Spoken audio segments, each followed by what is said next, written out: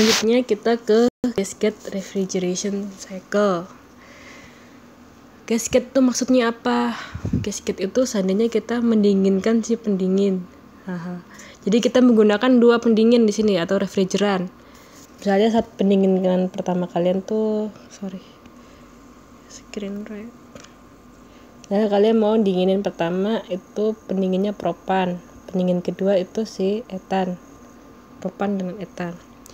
Ini kalau propan misalnya dia cuma bisa maksimum mendinginkan sampai suhunya minus 40 derajat Celcius. Sedangkan si propan ini bisa mendinginkan sampai minus 85 derajat Celcius misal.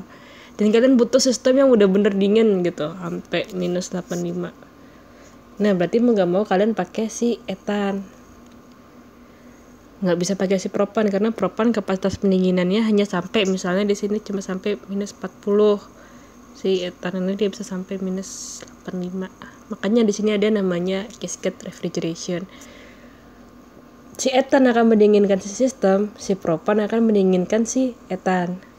Seperti itu. Sistem dan cara kerjanya. Seperti biasa, panas lingkungan diserap oleh low pressure evaporator. Di sini diserap oleh si etan. Kemudian etan seperti single state system, etan dikompres untuk selanjutnya dimasukkan ke dalam kondenser. Kondenser di sini kalau dalam sistem besar namanya heat exchanger ya, diserap ya kondenser memang heat exchanger. Kondenser si etan ini panas, dia kan juga mengeluarkan panas kan. Panas ini diserap oleh propan. Nah, propan menerima panas si etan. Jadi dia dikompres. Kemudian si propan dikondenskan lagi, dibuang panas dari si etannya, masuk ke JT Thomson, kembali lagi ke heat exchanger. Seperti itu. Begitu juga dengan si etan. Etan yang sudah panasnya diserap oleh si propan kembali lagi menuju expansion shaft untuk di-expand dan dimasukkan ke dalam evaporator. Kalau dalam grafik seperti ini. Lingkungan memberikan panas ke dalam etan. Kita lihat ya. Kalau kita pakai propan dia hanya mampu mendinginkan sampai minus 40 karena kita menggunakan refrigeran lain yaitu etan, dia bisa sampai mendinginkan sampai minus 85. Lebih panjang ya garisnya inilah gap antara dati dari pendingin menggunakan propan maupun si etan. Si etan yang sudah menerima panas lama-kelamaan menjadi vapor, kemudian dikompres masuk ke titik 1 dan keluar di titik 2 seperti ini ya. Di titik 2 dia dikompres lagi nih.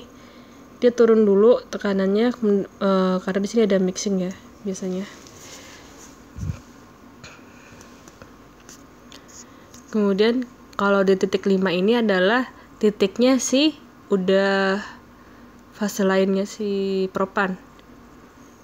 Kalau si 2 ini larinya tuh ke titik 8 dan 3. Oke. Sorry, kalau si propan ini kalau si etan di titik 2 ini akan lari ke titik 3 ya. 2 akan ke 3, 3 akan ke 4. Nah, kalau si propan dia punya cycle-nya sendiri. Ini adalah cycle-nya si propan yang ini. Kalau ini adalah cycle-nya si etan. Nah, kalau dari titik 8 ke 5 ini adalah titik penyerapan panas etan oleh propan. Dari 5 setelah propannya berubah semua menjadi fase vapor, dia dikompres sampai outputnya di titik 6 di sini ya. Masuk ke dalam kondenser, dia berubah menjadi fase liquid, kemudian berubah lagi jadi 2 fase vapor yang masuk lagi ke dalam heat exchanger untuk menyerap panas si etan kembali. Seperti itu.